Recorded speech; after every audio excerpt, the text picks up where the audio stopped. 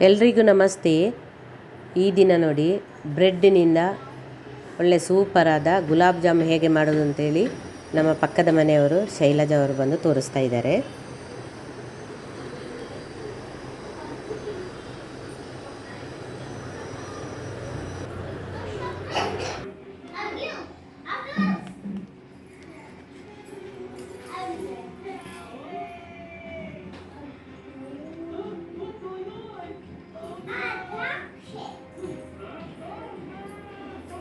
ಇದರಲ್ಲಿ ಇದು ಮಾಡ್ತಾರೆ,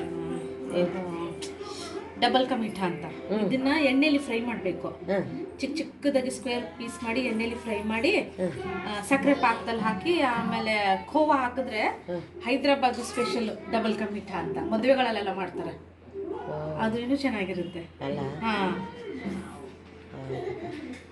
ಅದು ನಿನ್ನೆ ಕೊಟ್ಟಿರೋದು ಚಟ್ನಿ ಆಂಟಿ, ಅದು ಸೇಜ್ವಾನ್ ಚಟ್ನಿ ತರ.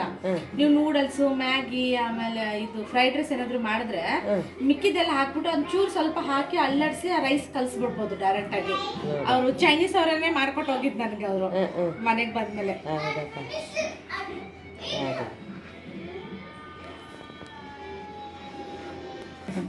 ಹೇಳ್ತೀನಿ.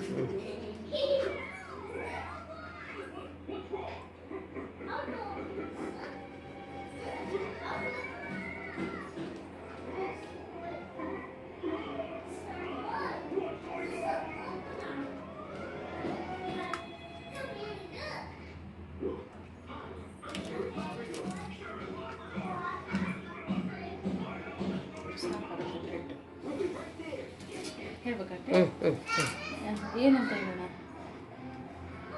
ಬ್ರೆಡ್ ಗುಲಾಬ್ ಜಾಮೂನ್ ಹೋಲ್ಡ್ ಮಾಡಿ ಹೇಳ್ತೀನಿ. ಬ್ರೆಡ್ ಗುಲಾಬ್ ಜಾಮೂನ್ ಮಾಡೋಣ, ಸೂಪರ್ ಟೇಸ್ಟಿಯಾಗಿರುತ್ತೆ. ಓಕೆ, ನೋಡಿ ಇಲ್ಲಿ ಏನೇನು ತಗೋದು. ಬ್ರೆಡ್ಡು ನಿಮ್ಗೆ ಬೇಕಾದಷ್ಟು ಬ್ರೆಡ್ನ ತೊಗೊಂಡು ಸೈಡಿಂದ ಸ್ಲೈಸ್ನ ತೆಗೆದ್ಬಿಟ್ಟು ಅಂಚನ್ನ ತೆಗೆದ್ಬಿಟ್ಟು ಈ ಥರ ಪೀಸ್ ಪೀಸ್ ಮಾಡ್ಕೊಳ್ಳೋದು. ಈ ಥರ ಪೀಸ್ ಪೀಸ್ ಎಲ್ಲ ಮಾಡ್ಕೊಂಡು ಇಟ್ಕೊಳ್ಳೋದು.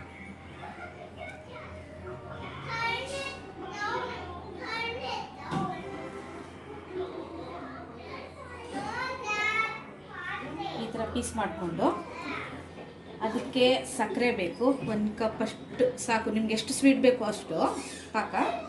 ಹಾಲು ಗ್ಲಾಸ್ ತುಂಬ ತೊಗೊಂಡಿದ್ದು, ಬಟ್ ಇಷ್ಟು ಬೇಡ, ಹಾಫ್ ಗ್ಲಾಸ್ ಸಾಕಾಗತ್ತೆ. ಸ್ವಲ್ಪ ಏಲಕ್ಕಿ, ಚೂರು ಉಪ್ಪು ಆದರೆ ಸಾಕು. ಇದನ್ನು ಇವಾಗ ಸ್ವಲ್ಪ ಹಾಲನ್ನ ಹಾಕಿ ನೆನೆಸೋಣ. ಇದನ್ನು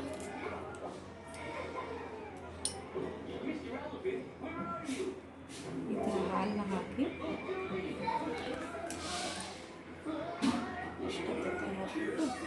ತುಂಬ ಒಂದೇ ಸರಿ ಹಾಕೋಬಾರ್ದು. ಸ್ವಲ್ಪ ಸ್ವಲ್ಪ ಸ್ವಲ್ಪ ಸ್ವಲ್ಪ ಹಾಕ್ಕೊಂಡು ಬಿಡಬೇಕು 1-2 ನಿಮಿಷ,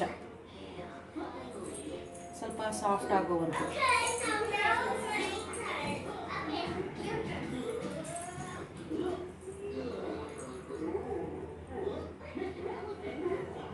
ಈ ಥರ ಸ್ಮ್ಯಾಶ್ ಮಾಡ್ತಾ ಹೋಗ್ಬೇಕು.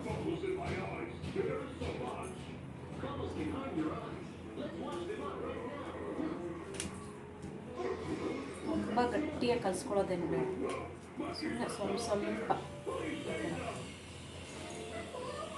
ಚೂರು ಡ್ರೈ ಆದರೆ ಮತ್ತೊಂದು ಚೂರು ಸ್ವಲ್ಪ ಹಾಲು, ಒಂದೇ ಸರಿ ಹಾಕೋಬಾರ್ದು.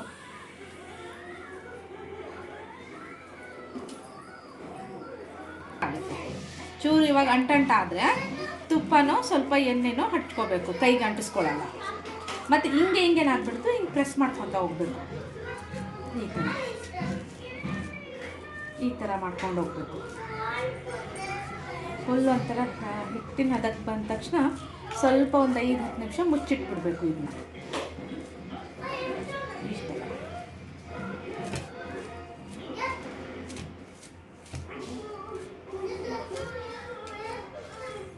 ನೋಡಿ ಇವಾಗ ಗಟ್ಟಿ ಆಗ್ತಾ ಬರ್ತಾ ಇದೆ. ಈ ಥರ ಒಬ್ಬೊಬ್ರು ಯಾರು ಅನ್ನಲ್ಲ ಇದನ್ನ. ಇಂಥದ್ದು ಬ್ರೆಡ್ದು ಗುಲಾಬ್ ಜಾಮೂನ್ ಅಂತ ಅದು ಚೆನ್ನಾಗಿ ಟೇಸ್ಟ್ ಆಗುತ್ತೆ.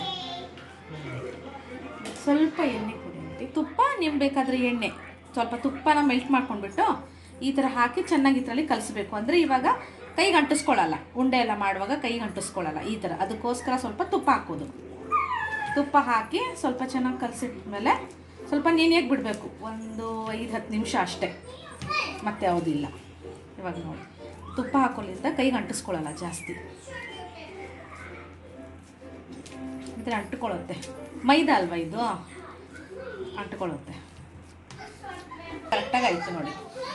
ಈ ಥರ ಉಂಡೆ ಮಾಡ್ಕೋಬೇಕು, ಈ ಥರ ಕಾಣಿಸ್ಬಾರ್ದು. ಇವಾಗ ನೋಡಿ, ಅದು ಬ್ರೆಡ್ಡು ಅಂತಲೇ ಗೊತ್ತೇ ಆಗಲ್ಲ.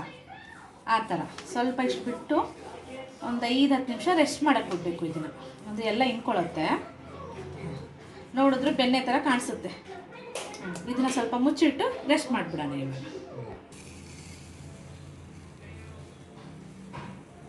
ಕರೆಕ್ಟಾಗಿ ಎಕ್ಸಾಕ್ಟ್ 1 ಕಪ್ ಇದೆ ಸಕ್ಕರೆ. ಸಾಕಾಗುತ್ತಲ್ವ ಆಂಟಿ?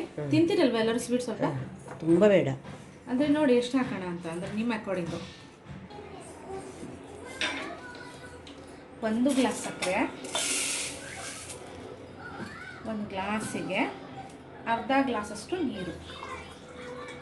ಇಷ್ಟು ನೀರು ಸಾಕು,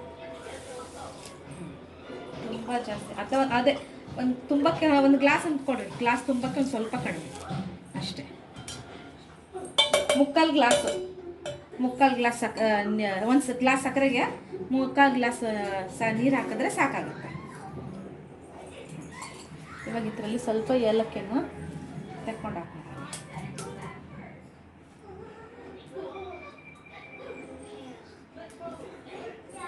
ಬೇಕಾದ್ರೆ ಫುಡ್ ಅದಕ್ಕೇನೆ ಹೆಂಗೋ ಬೆಳಗಾಮಲ್ಲಿ ಬದುಕೋತಾರೆ. ಹೌದಪ್ಪ. ಪಾಕ ಮಾಡ್ಕೊಳ್ಬೇಕು. ಇವಾಗ ಪಾಕಕ್ಕೆ ಈ ಥರ ಶುಗರ್ ಸಿರಪ್ ಮಾಡ್ಕೊಳ್ಬೇಕು, ಪಾಕ ಮಾಡ್ಕೊಳ್ಳೋದು. ಇನ್ನೊಂದು ಚೂರು ಕುದ್ರೆ ಸ್ವಲ್ಪ ಗಟ್ಟಿಯಾಗಿರುತ್ತೆ. ಇನ್ನೊಂದು ಚೂರು ಕುದಿಲಿದ್ದು ಕುದ್ರೆ ಸರಿ. ಓಕೆ, ಇವಾಗ ಇದು ನೋಡಿ, ಈ ಥರ ನೆಂದಿದೆ. ತುಂಬ ಗಟ್ಟಿನೂ ಇಲ್ಲ, ತುಂಬ ಸಾಫ್ಟು ಇಲ್ಲ. ತೆಗೆದ್ರೆ ಚೂರು ಈ ಥರ ಇಷ್ಟು ಬರಬೇಕು, ಹಿಂಗೆ ಇಷ್ಟಿಷ್ಟು ಬರಬೇಕು. ನಿಮ್ಗೆ ಎಷ್ಟು ಸೈಜ್ ಬೇಕು ಗಾತ್ರದ್ದು ಅಷ್ಟೇ ಈ ಥರ ಉಂಡೆ ಮಾಡ್ಕೊಳ್ಳೋದು. ನಿಮ್ಗೆ ಎಷ್ಟು ಬೇಕು ಅಷ್ಟು, ದೊಡ್ಡದು ಚಿಕ್ಕದು. ಇವಾಗ ಎಣ್ಣೆಯಲ್ಲಿ ಹಾಕಿದ್ರೆ ದೊಡ್ಡದಾಗೇ ಆಗುತ್ತೆ ನೋಡಿ. ಇಷ್ಟು ಮಾಡಿಕೊಂಡು ಇಟ್ಕೊಳ್ಳೋದು. ಒಂದೇ ಸರಿ ಇಟ್ಕೊಂಡು ಆಮೇಲೆ ಎಣ್ಣೆಯಲ್ಲಿ ಫ್ರೈ ಮಾಡಿದ್ರೆ ಆಗುತ್ತೆ. ಇಷ್ಟಿಷ್ಟೇ, ತುಂಬ ನಾದ್ಕೋಬಾರ್ದು. ಇವಾಗ ನಾದ್ಕೊಂಡ್ರೆ ಗಟ್ಟಿಯಾಗುತ್ತೆ, ಒಳಗಡೆವರೆಗೂ ಪಾಕ ಹೋಗಲ್ಲ. ಸುಮ್ಮನೆ ಮೇಲ್ಗಡೆ ಸುಮ್ಮನೆ ಲೈಟಾಗಿ ರೌಂಡ್ ಮಾಡ್ತಾ ಹೋಗ್ಬೇಕು. ಕತ್ಲೆ ಬಂದ್ಬಿಡುತ್ತೆ.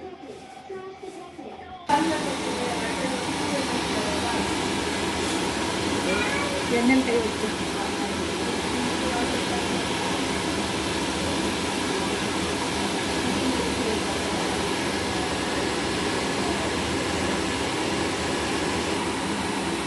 ಇವಾಗ ಇದರಲ್ಲಿ ಕಾಣಿಸುತ್ತೆ.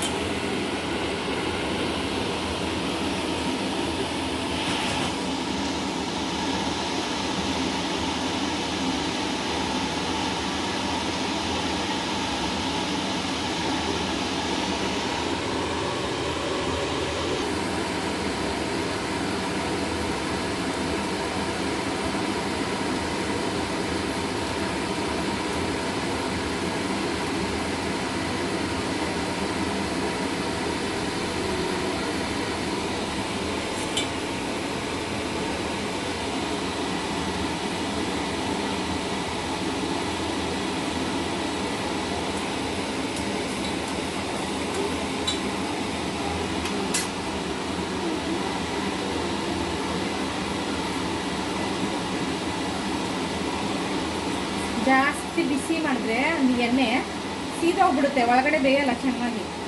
ಸ್ವಲ್ಪ ಸಿಮ್ಮಲ್ಲಿ ಇಟ್ಬಿಟ್ಟು ಬೇಯಿಸ್ಕೋಬೇಕು ಇದನ್ನು.